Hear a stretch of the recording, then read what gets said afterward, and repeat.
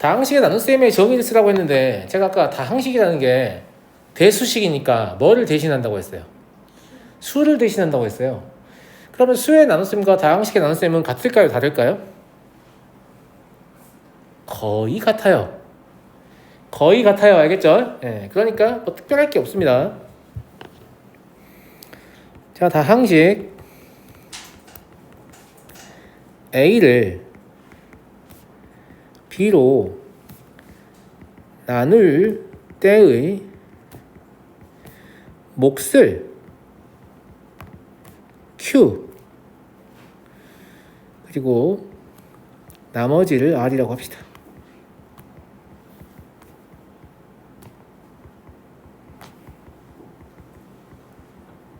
그 다항식 A와 다항식 B는요 그냥 임의로 정한 문자인데 몫을 Q라고 쓰는 것과 나머지를 R이라고 쓰는 것은 대부분의 책들을 채택하고 있어요. 몫은 그 유리수를 뜻하는 단어인 quotient 그래서 Q를 딴 거고요. 나머지는 아시겠지만 remainder에 그 R을 딴 거예요. 그러니까 이 Q하고 R은 거기에 맞춰서 좀 써주시는 게 좋습니다. 나는 C라고 하고 싶은데 나는 D라고 하고 싶은데 그러면 안 돼요. 책에서 다 Q하고 R로 나올 거니까. 아시겠죠? 네. 자, 그럼 검산식을 적어보면 왜 우리가 초등학교 때 나눗셈 할 때 얼마를 얼마로 나누면 몫은 얼마고 나머지 얼마다 할 때 땡땡땡 얼마 이렇게 쓰잖아요. 그거 쓰지 마세요. 그거 안 씁니다. 알겠죠? 검산식으로 다 씁니다. 나눗셈 기호도 주로 안 쓰려고 해요. 얼마는 얼마 곱하기 얼마 더하기 얼마. 무슨 말인지 알죠? 그럼 얘를 검산식으로 적어보면 어떻게 적겠냐면 A는 BQ 플러스 R이다. 이렇게 적으면 되나요? 이렇게 적으면 돼요. 이렇게 적으면 끝인가요? 이렇게 적으면 이 나눗셈이 덜 된 나눗셈인지 종료된 나눗셈인지 알 수 있는 방법이 없습니다. 무슨 말이냐면 자, 우리가 뭐 17이라는 숫자를 3이라고 나눈다고 해볼게요. 그럼 17을 3으로 나누면 몫이 얼마예요? 5예요? 나머지 2고요? 맞아요? 이건 종료된 나눗셈임을 알 수 있어요. 뭘 보고 알 수 있죠? 내가 나눠보니까 그렇던데입니까? 아니에요. 여기 있는 나머지가 여기 있는 이 수보다 작기 때문에 종료된 나눗셈을 알 수 있는 거예요. 얘는 그냥 등식이기 때문에 제가 이걸 3 곱하기 4, 12하고 더하기 5라고 적잖아요? 그럼 등식의 관점에서 틀렸어요? 안 틀렸어요? 안 틀렸어요. 근데 검산식의 관점에서는 틀린 거예요. 나눗셈의 관점에서 틀린 거란 말이에요. 잘못된 나눗셈이라는 얘기가 아니고 저는 이걸 덜 된 나눗셈이라고 표현해요. 왜 덜 된 나눗셈이라고 하냐면 앞에 이 3, 4 그대로 놔두고 나머지 요거만 다시 3에 대해 나누잖아요. 그럼 이렇게 되거든요. 그럼 여기 3, 3 있잖아요. 이 3으로 다시 묶어주면 얘가 이렇게 되면서 결국은 다 된 나눗셈하고 똑같은 결과가 나오거든요. 그러니까 나중에 덜 된 나눗셈을 만나면 나머지만 가지고 뭘 하려고 하셔야지 처음부터 뭘 하려고 하시면 안 돼요. 불필요하게. 제 말 무슨 말인지 알겠죠? 뭐 어쨌거나 다 된 나눗셈인 걸 뭐 보고 안다고요? 저 나머지가 저 3보다 작다는 걸 보고 안다고요. 그죠? 예. 마찬가지로 여기서 그런데 다항식은 크다 작다의 개념이 없잖아요. x가 뭔지 모르니까. 근데 다항식을 크다 작다의 개념을 쓰는 게 아니고 차수의 개념을 쓰는 거예요. 그래서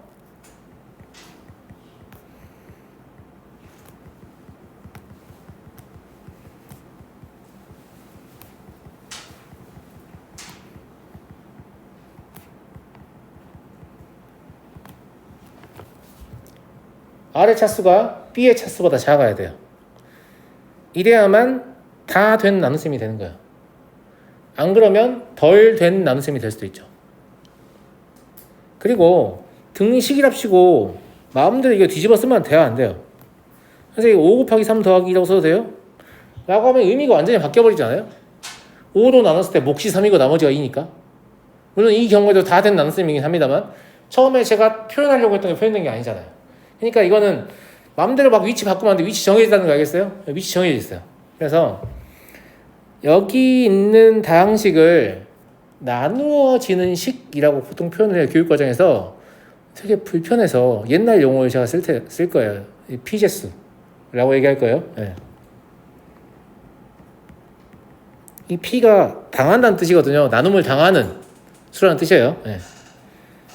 얘를 제수라고 쓸 건데 이건 제가 수업제만 쓸 거고 실제로 교육과정에서는 나누어지는 수, 나누는 수라고 표현하고 나누어지는 식, 나누는 식이라고 표현합니다. 아마 책에는 다 그렇게 나올 거예요. 근데 그렇게 말하면 수업이 좀 늘어지는 경향이 있어서 저는 피제스하고 제스라고 할 거예요. 괜찮죠? 예. 그리고 얘는 몫이고요. 얘가 나머지인데 이 순서대로 그냥 검산식을 작성해 주라고요. 피제스, 제스, 목, 나머지. 마음대로 막 바꾸면 안 된다고요. 알겠죠? 교환법칙이 성립하겠지? 그러면 안 되고 등식을 쓰자는 게 아니야. 검산식을 쓰자는 거니까. 알겠죠? 그리고 R의 차수는 B의 차수보다 작다. 그러면 나머지의 차수는 제수의 차수보다 작다. 이렇게 기억할 수도 있겠죠. 뭐라고 했죠? 제가 방금? 나머지의 차수는 제수의 차수보다 작다. 이렇게 기억하는 게 더 좋지 않겠어요?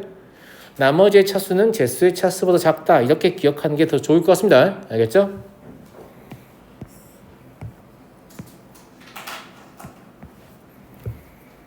얘가 성립한다 라는 거고요.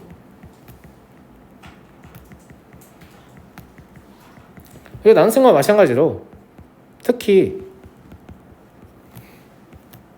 R이 0인 경우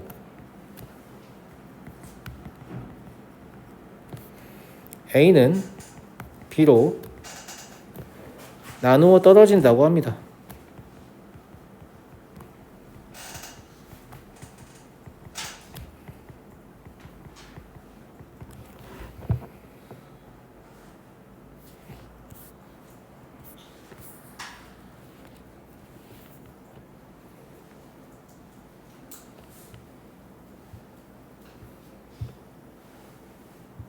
자, 어쨌거나 검산식을 쓰려면 실제 나눗셈을 할 줄 알아야 되지 않겠어요? 그래서 실제 나눗셈을 저랑 같이 해볼 거예요. 알겠죠? 네. 자, 실제 나눗셈을 하라고 이렇게 2x의 세제곱 마이너스 3x 플러스 5를 x 마이너스 3으로 나누시오 라고 되어 있어요. 아까 다항식을 덧셈 뺄셈 할 때도 그랬지만 숫자를 대신하는 식이기 때문에 혹시 개수가 0인 항이 있다면 어떻게 한다고 했어요? 자리를 비워줘야 한다고 했습니다. 기억나시죠? 자리를 비워주지 않는 행위는 뭐하고 똑같다고요? 1075를 175로 행위하고 똑같다고요. 알겠죠? 네, 자리를 비워주셔야 돼요. 그러면 제가 뭐 할 거냐면 그 직접 나눗셈이라고 여러분들 나눗셈 하실 때 쓰는 거 있잖아요. 네, 그거하고 조립제법이라고 조금 더 간단한 방법 두 가지를 소개할 거예요. 근데 저는 조립제법 잘 안 써요. 그냥 직접 나눗셈을 쓰거나 아니면 곱셈으로 역산해서 나눗셈을 하거든요. 이건 제가 문제 풀 때 보여드릴게요. 그래서 뭐 조립제가 나쁘다는 뜻은 아니고요. 조립제는 초반에만 조금 쓰시고 나중에 가면 갈수록 그만 쓰셔야 돼요. 왜냐하면 그 나눗셈을 할 일이 좀 생각보다 많은데 나눗셈을 하는 과정이 풀이의 아주 첫 단계임에도 불구하고 문제 옆에다 조립제로 막 이렇게 나눗셈을 연산을 하다 보면 다른 풀이를 적을 공간이 좀 없기도 하고요. 정신이 없어요. 알겠죠? 네, 그러니까 처음에만 좀 보시면 돼요. 첫 번째, 직접 나눗셈이에요. 직접 나눗셈은 여러분들이 생각하시는 그 방법입니다. 자, 2x의 세제곱이라는 놈이 나누어진 수니까 쓸 건데 2차항 없잖아요. 2차항의 자리 어떻게 하라고요? 비우라고 했어요. 비우기 정 뭐시기 하면 0 곱하기 x의 제곱이라고 쓰셔도 되는데 뭐 귀찮죠? 예. 마이너스 3x 플러스 5. 지금 보시면 제가 2차의 자리를 비워놨습니다. 얘가 실제로 뭐라고 볼 수 있냐면 2, 0, 마이너스 3, 5라는 숫자인 거예요. 뭐 그런 진법 자체가 존재하진 않지만 다항식은 뭐든지 가능하니까. 알겠죠? 그리고 x 마이너스 3으로 나눌 거예요. 이건 뭐 1차하고 상수니까 빈자리 필요 없죠. 그럼 여러분들이 나눗셈 할 때 대충 비슷하게 곱해서 맞춰서 빼잖아요. 똑같아요. 그럼 2x의 세제곱이 나오려면 뭐가 있어야겠어요? 2x의 제곱이 있어야 되지 않겠어요? 그러니까 2x의 제곱이 x-3과 곱해지는 거니까 2x의 세제곱도 나오지만 마이너스 3x의 제곱이 나오죠. 그래서 x의 제곱의 자리가 필요한 겁니다.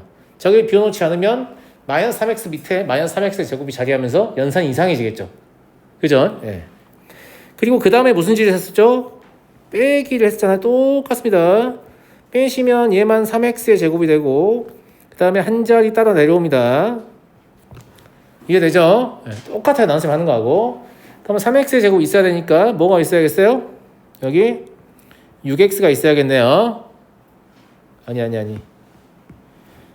제가 3x의 제곱이니까 맞냐? 여기 잘못 써놨구나. x-3 2x의 제곱 3x의 제곱 마이너스 3x 아니네. 틀린 거 없죠? 없잖아. 마이너스 3 곱하기 2가 마이너스 6. 아, 잘못 써놨군요. 네. 어디 여기 잘못 써놨죠? 네. 여기 마이너스 6x 제곱이에요. 네, 미안해요. 자, 곱하기 잘못 해놨어요. 그러면 6x의 제곱 마이너스 3x. 네, 이것 때문에 지금 다 꼬였군요. 죄송해요. 그럼 여기가 6x가 되는 게 맞겠죠? 이거 없애는 거니까요. 이렇게요. 마찬가지로 뺍니다. 그럼 15x 또 한 자리 따라 내려와서 더하기 5 됩니다. 그럼 15x 만들어야 되니까 여기 15가 될 거 아니겠어요? 그렇죠. 그럼 15x 마이너스 45 이러고 또 빼면 여기가 50이 되겠죠. 됐나요? 네. 자, 이렇게 직접 나눗셈을 하고 나면 우린 검산식을 써볼 수 있어요. 아까의 검산식 한번 써볼게요.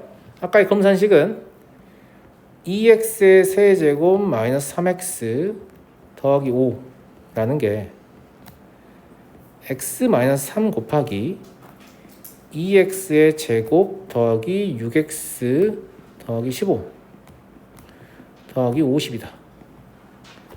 이런 얘기예요. 실제 전개 보시면 진짜 저게 나오고요. 당연히 나옵니다. 네, 나오고요.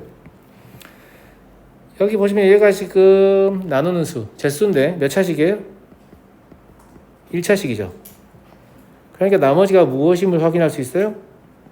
상수임을 확인할 수 있습니다. 자, 아까 뭐라고 했어요? 나머지는 반드시 나누는 수보다 차수가 낮아야 한다고 했어요. 작아야 한다고 했어요. 기억나시죠? 네, 1차식이기 때문에 나머지가 상수가 되는 거죠.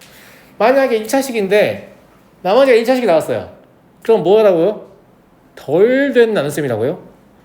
전개에서 처음부터 다시 하는 게 아니고 뭐만 하면 된다고? 나머지만 다시 나누면 된다고요? 아까 보여드렸죠? 네, 좋아요. 근데 조립제법은 이게 문자를 쓰는 게 귀찮다 이거예요. 문자를 쓰는 게 귀찮으니까 숫자만 가지고 하자 이런 관점이고요. 사실은 직접 나눗셈도 그냥 숫자만 가지고 할 수 있겠잖아요. 내가 차수의 위치만 안다면 나중에 문자 다 하면 되는 거고, 그죠? 예. 근데 약간 뭐가 좀 다른데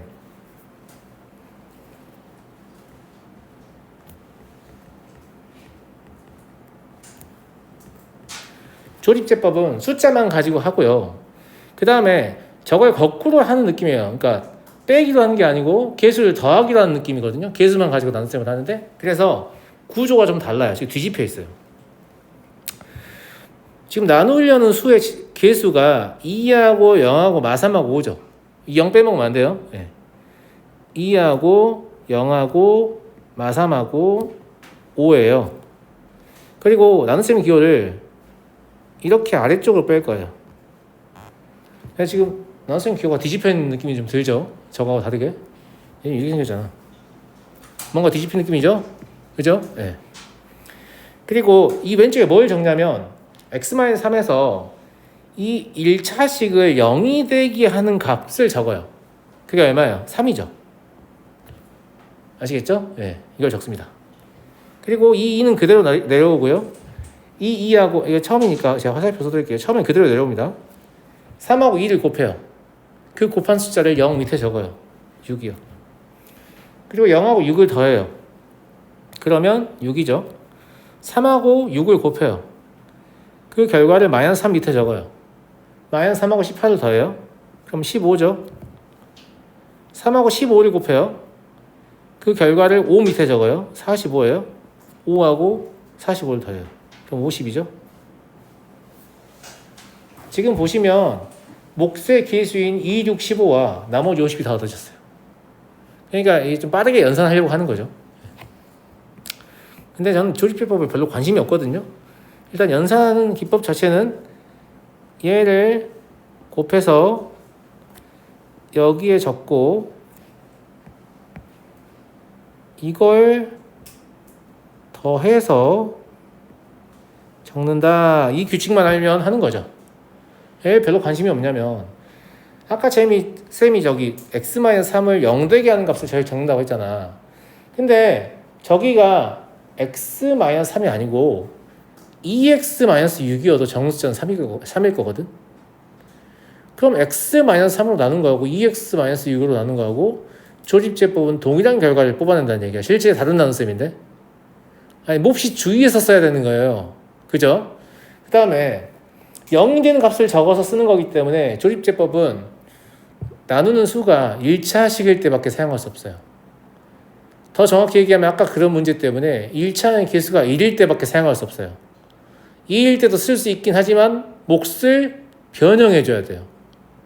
제 말 무슨 말인지 알겠죠? 예, 그래서 확장성이 너무 떨어져서 처음에 이 직접 나눗셈이 너무 불편한 친구들은 조립제법을 많이 좋아하지만 쓰다 보면 불편한 점이 더 많아요. 그냥 버리게 되거든요. 예, 그래서 그냥 이런 게 있다 정도만 알고 계시고, 근데 아예 몰라도 되냐라고 하면 그렇지 않아요. 교육청 모의고사 기출문제에 보면 좀 수학 잘 못하는 친구를 위해서 이런데 이렇게 네모 이렇게 쳐가지고 얼마냐 이렇게 물어보는 문제도 있거든요.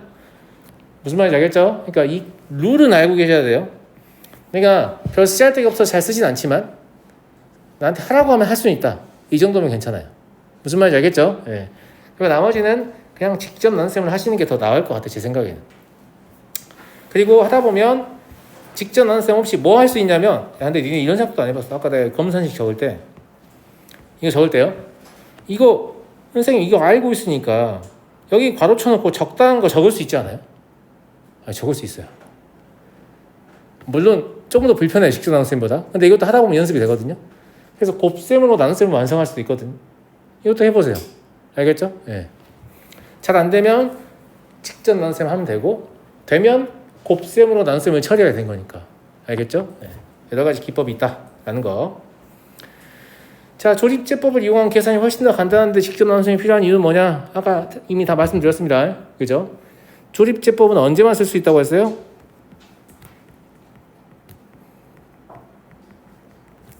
다항식을 몇 차식으로 나눌 때만? 1차식으로 나눌 때만 사용할 수 있어요.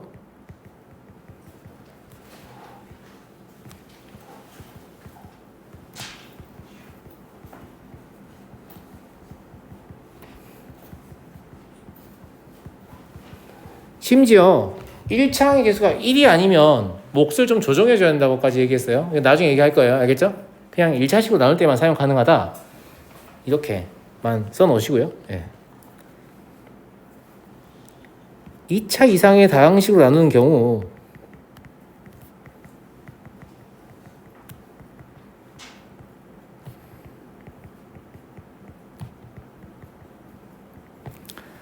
직접 나눗셈을 쓰셔야 돼요.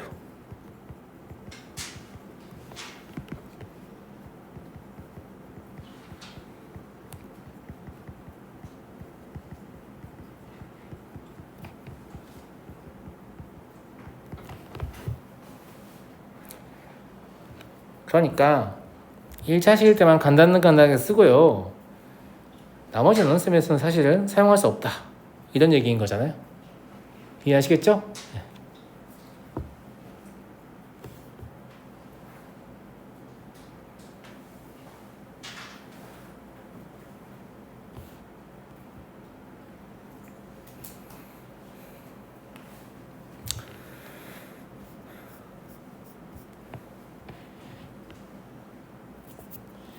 뒷 내용도 좀 봐볼게요.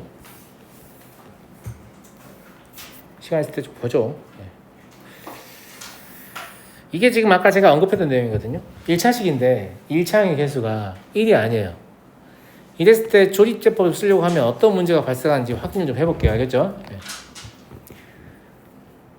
자, 개수가 지금 2하고 마이너스 12하고 20하고 마이너스 1이잖아요. 그리고 저 1차식이 0이 되게 하는 값은 3일 거니까 여기 3이라고 쓸 거 아니에요. 뭘 잘 모른다라고 하면. 아까와 똑같이 해보면 2 내려오고 곱해서 6이고 더해서 -6이에요. 곱해서 -18이고 더해서 2입니다. 곱해서 6이고 더해서 5잖아요. 그럼 나머지 5란 말이에요. 맞아요, 맞아요. 그죠? 그래서 몫이 2x의 제곱 마이너스 6x 플러스 2라고 생각하면 안 된다는 거예요. 그게 왜 안 되는지 검산식을 사용해서 보여드릴게요. 알겠죠? 아까 원래 제가 뭐라고 했냐면 조립제법은 원래 뭐일 때 쓰는 거라고 했냐면 1차항의 개수가 1일 때 쓰는 거라고 했잖아요. 그럼 실제로 얘는 x-3이라고 생각하고 결과를 만들어내는 아이지 2x-6이라고 생각하고 결과를 만들어내는 아이가 아니에요. 게다가 이 2x-6은 뭐라고 쓸 수도 있냐면 2 곱하기 x-3이라고 쓸 수 있기 때문에 실제 무슨 뜻이냐면 x-3을 한 번 나누고 2로 또 한 번 나눠 이런 뜻이에요. 그러면 x-3으로만 나누고 2로는 안 나눌 거 아니에요. 그런 상태인 거죠. 이해되시죠? 자, 검산식으로 써보면 이런 상태입니다. 2x의 세제곱 마이너스 12x의 제곱 플러스 20x 마이너스 1이란 놈은 실제로는 x-3인 줄 알고 계산이 된다는 얘기예요.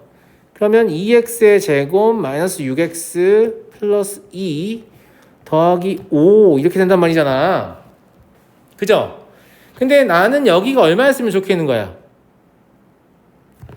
2x-6이면 좋겠는 거잖아. 그러면 2는 어디서 끌고 와야 되냐면 2x 제곱 마이너스 6x 더하기 2에서 끌고 와야 되는 거지. 2를 억지로 끌고 와야 되는 거야. 그래서 어떻게 만드냐면 2x-6이라고 여기를 더블링을 했으면 당연히 이 뒤에가 뭐가 돼야 돼요? 2분의 1이 돼야 돼요. 이렇게요. 이해하시겠어요? 네. 따라서 몫이 얼마가 되는 거냐면 x의 제곱 마이너스 3x 플러스 1이 되는 거고 나머지가 5가 되는 그런 상태가 되는 거죠. 그러면 아까 우리가 원래 여기를 잘못 읽어내면 몫이 얼마라고 잘못 읽어내겠어요? 2x의 제곱 마이너스 6x 플러스 2라고 읽어낼 거 아니에요? 이걸 한 번 더 2로 나눠주면 된다는 얘기죠. 그럼 몫이 나온다는 얘기잖아요. 근데 나머지는 영향이 있다는 얘기 없다는 얘기예요? 없다는 얘기예요. 아, 나머지는 관계없고 몫만 한 번 더 2로 나눠주면 되는구나 라는 거지. 그러니까 아까 쌤처럼 생각하는 게 제일 편해. 이렇게 생각을 해서 조립제를 쓸 거면 x-3으로밖에 안 나눠지잖아. 그럼 2로 나누는 건 따로 해야 한다고. 이해돼요? 그럼 몫이 나온 걸 이 2로 나눠야 한다 이거죠. 근데 실수하기가 너무 좋을 것 같지 않아요? 실수하기가 너무 좋을 것 같잖아. 왜냐면 저게 2x-6이 아니고 뭐 예를 들어서 2분의 1x 마이너스 2분의 3이었다 라고 하면 2를 곱해야 되는 거여도 안 곱하면 틀려요. 왜냐면 x-3을 나누고 2분의 1로 나눠야 되니까 2를 곱해야 되는 상황인 거죠. 그러니까 조립제는 그냥 언제만 쓰는 게 좋냐면 x의 개수가 1일 때만 쓰세요. 1이 할 때 잘못 쓰다가 몫을 틀려버리겠죠. 물론 조심해서 쓸 거면 괜찮아요. 무슨 말인지 알겠죠? 네. 그래서 무슨 말을 하고 싶냐면 제수의 1차항의 개수가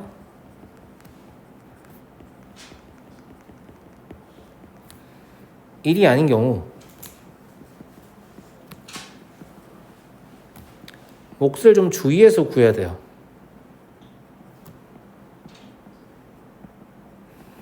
물론 저는 주의하기 싫어서 그냥 안 씁니다. 조립제. 알겠죠? x의 개수가 1이 아닌 경우에 그냥 안 써버려. 짱나니까. 네.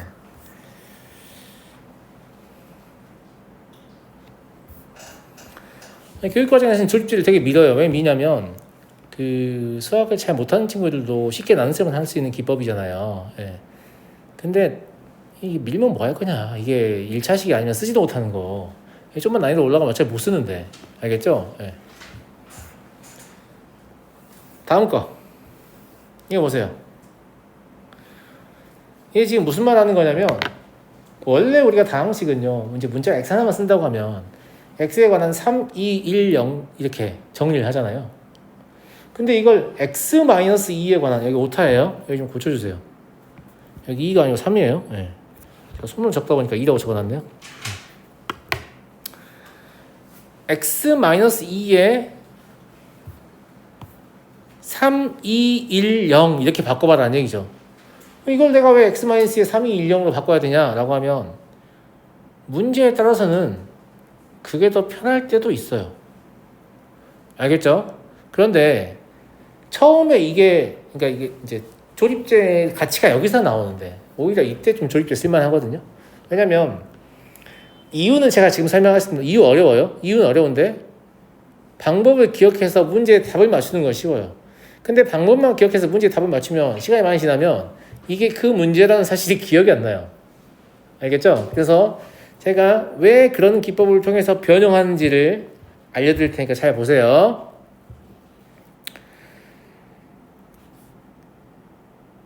일단 2x의 세제곱 더하기 x의 제곱 마이너스 4x 더하기 5라는 놈을 그러니까 x-2로 한번 나눠볼게요. 알겠죠? 제가 나눗셈 할 때 곱셈을 할 수 있다고 했잖아요. 저와 함께 해볼게요. 절제 없이. 자, 2x의 세제곱이 있으려면 2x의 제곱이 있어야 되지 않아요? 맞아요? 근데 이 2x의 제곱은 x하고만 곱해지는 게 아니고 마이너스 2하고도 곱해질 거기 때문에 마이너스 4x의 제곱을 만들 거예요. 근데 저 위의 식에는 마이너스 4x의 제곱이 아니고 x의 제곱이 적혀 있으니까 우리한테 뭐가 필요하죠? 5x의 제곱이 필요합니다. 그럼 여기다가 5x를 적으면 얘가 x랑 결합해서 5x의 제곱 만들겠죠? 근데 얘가 x랑만 곱해지는 게 아니니까 5x의 제곱 만들어서 마이너스 4x 제곱하고 처리돼서 x의 제곱 만든 건 좋은데 마이너스 10x를 만들어낼 거 아니에요? 근데 마이너스 10x 있으면 안 되죠. 저기 마이너스 4x니까 우리한테 뭐가 필요해요? 6x가 필요하죠? 그래서 얘가 6을 곱해버려요. 6을 더해버려요. 그러면 얘가 6x를 만들어서 마이너스 4x를 만들어준 건 좋은데 마이너스 12가 되잖아요. 저 위에는 플러스 5인데 그럼 마이너스 12가 플러스 5가 되려면 여기 17이 있으면 되죠. 얘가 제가 조립제 없이 곱셈으로 나눗셈을 하는 기법이에요. 안 어렵죠 별로. 어렵나요? 아니 하나도 안 어렵죠. 안 어려워요 그죠? 네 좋아요. 그럼 뭐 조립제도 필요 없고 직선 나눗셈도 필요 없어요. 곱셈으로 이렇게 계산하는 거죠. 그런데 이걸 그대로 두고 왜 이런 짓을 하는지 좀 더 설명할 거예요. x-2 그대로 두고 저기 안에 있는 2x의 제곱 더하기 5x 더하기 5를 다시 한번 x-로 나눌 거예요. 알겠죠? 네. 그러면 x-2로 나눌 거니까 또 몫을 만들려면 2x가 있어야 되죠. 그래 2x의 제곱 나오니까. 근데 2x는 x랑만 곱해지는 게 아니고 마이너스 2랑 곱해지니까 마이너스 4x 만들 거 아니에요? 근데 저 위에는 5x가 있잖아요. 그러면 9x가 필요하죠. 그래서 여기다가 9를 곱할 거 아니겠어요? 근데 이 9가 9x를 만들어서 5x를 만들어주는 건 좋은데 마이너스 18이 나올 거 아니에요. 저 위에는 6이 있는데 맞아요 맞아요. 그럼 여기다 24를 더해야겠죠. 이렇게 될 거란 말이에요. 이해하시죠? 네. 여기서 2x 더하기 9를 다시 한번 x-도 나눌 거예요. 이런 짓을 도대체 왜 하는 거예요 선생님? 괴로워요. 네, 저도요. 왜 하냐면 여러분에게 이유를 설명드리기 위해서 하는 겁니다.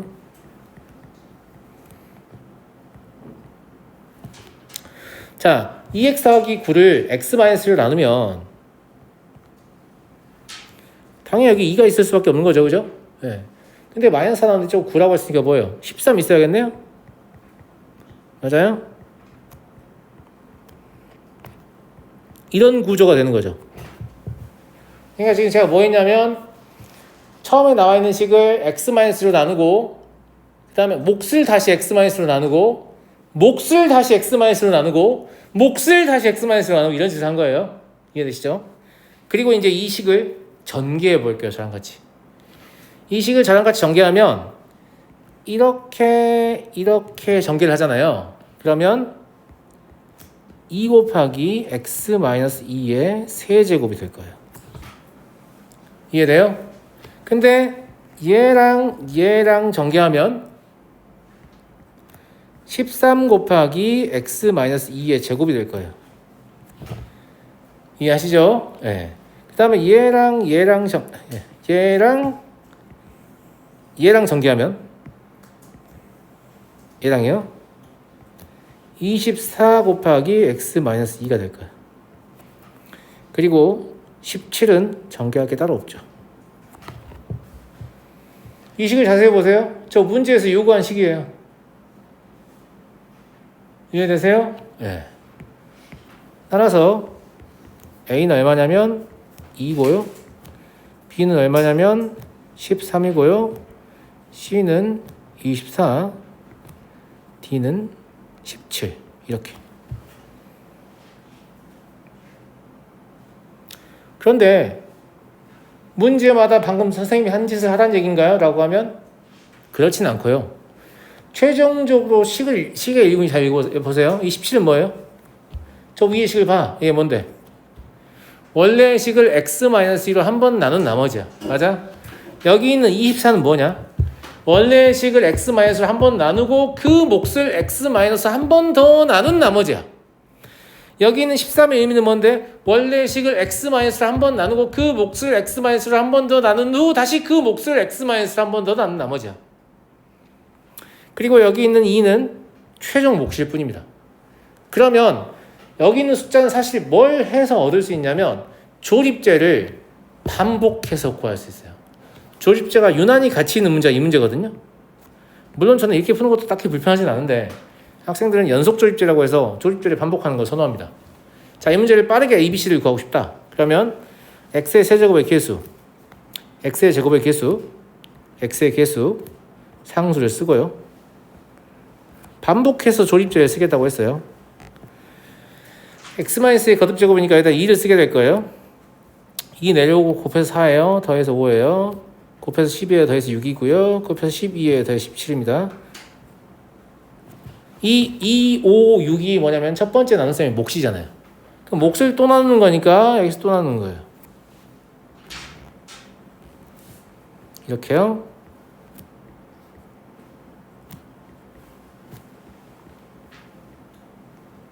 밑에 2, 9가 두 번째 나눗셈의 몫이에요.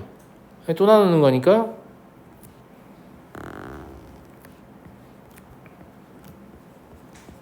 이렇게요. 이해됩니까? 예. 이렇게 해서 마지막 건 나머지가 아니고 최종 몫이라고 했잖아요. A2는. 예. 그래서 얘가 A, 얘가 B, 얘가 C, 얘가 D가 되는 상황이 되고요. 이렇게 푸는 걸 연속 조립제라고 이야기를 해요. 완전 쉽게 느껴지잖아요. 맞아요? 밑에 걸 보여주는 순간 위에 걸 전혀 기억하고 싶은 마음이 없죠. 근데 중요한 건 위의 식이에요. 알겠죠? 왜 이런지를 알아야 되니까.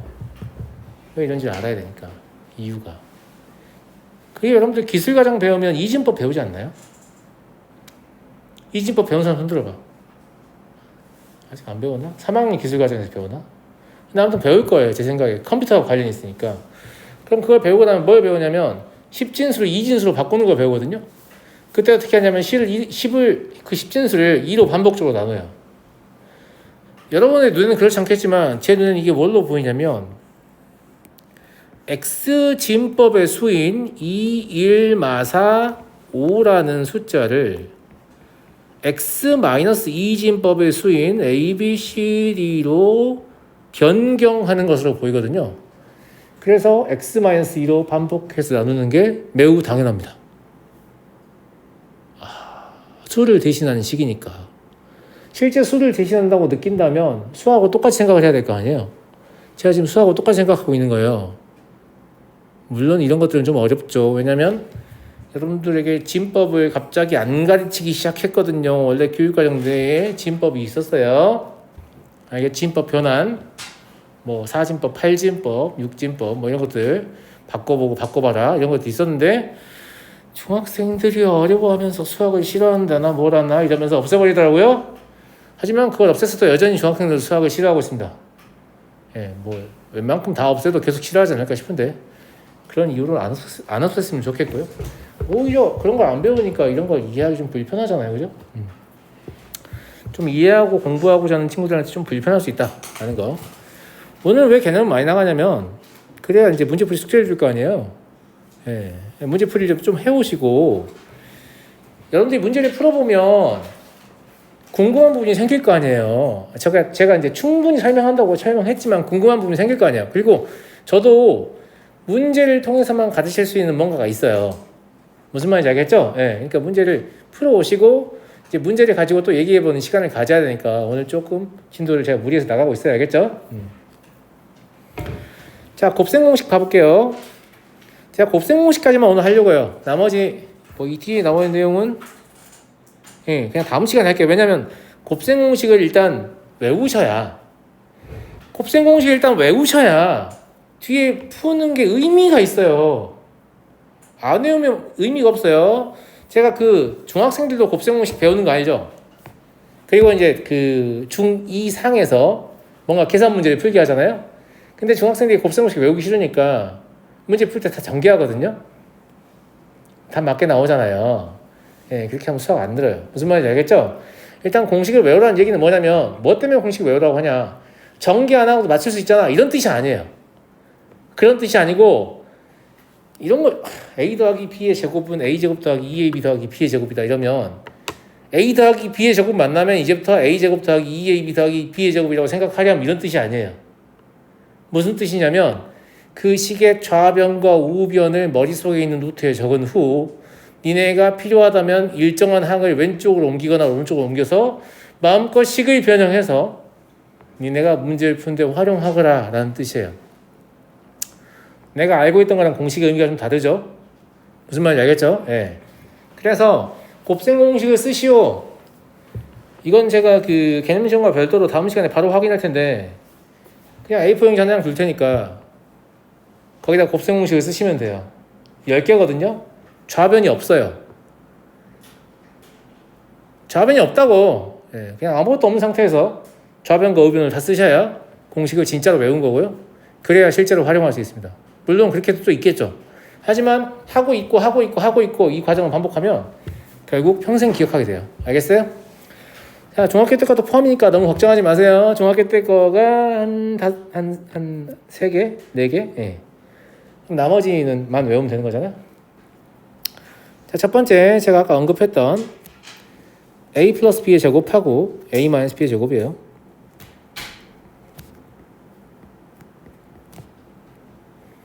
물론 이거 보시면 a 더하기 b와 a 더하기 b를 머릿속에 띄워요. 실제 전개하시면 우변이 얻어지잖아요.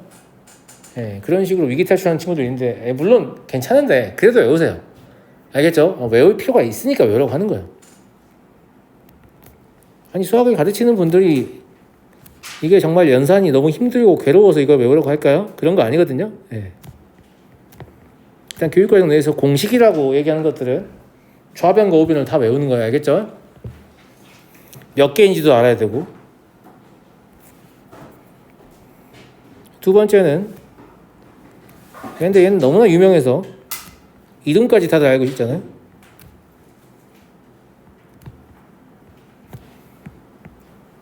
이름 아시죠? 합차공식이라고.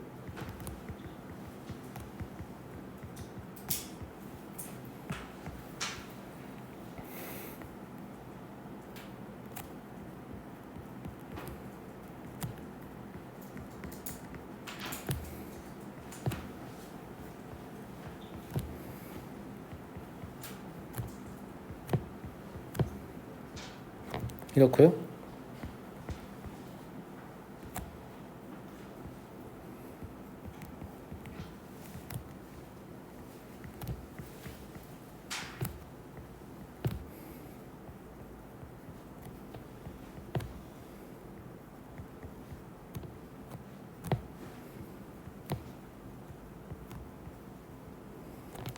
이렇죠. 여기까지가 아마 중등반에서 배운 곱셈 공식이 아닐까 싶은데요, 그죠? 네. 이제부터는 좀 다릅니다. 뭐 특별할 건 없습니다. 개수가 좀 늘어나는 느낌이거든요. 아까 있던 거잖아요, 이거. 네. 근데 이거 하나 더.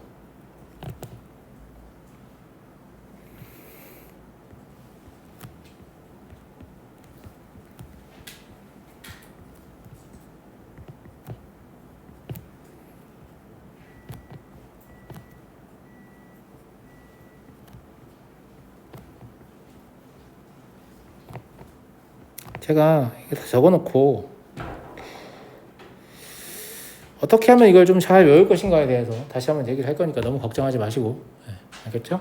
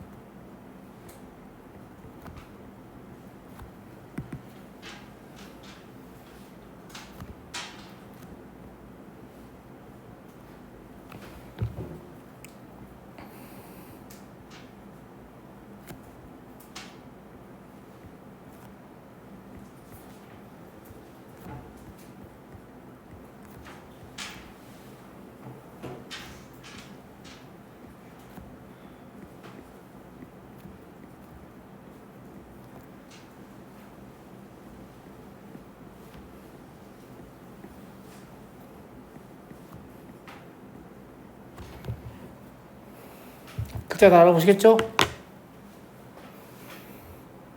이렇게 총 10개의 공식을 외우셔야 되는데 뭐 첫 번째, 두 번째, 세 번째, 네 번째는 중등 과정이니까 특별한 건 없는 것 같고요. 그죠?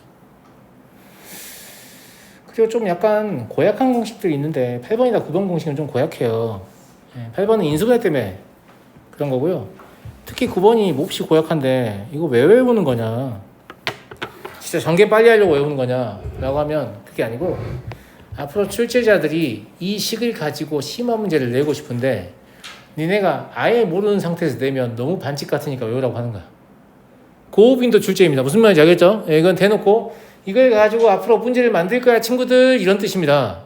그러니까 이 9번 공식은 뭐 전개 때문에 외우는 게 아니고 앞으로 이걸 가지고 여러 가지 문제를 만들 수 있는 어떤 여지가 있거든요.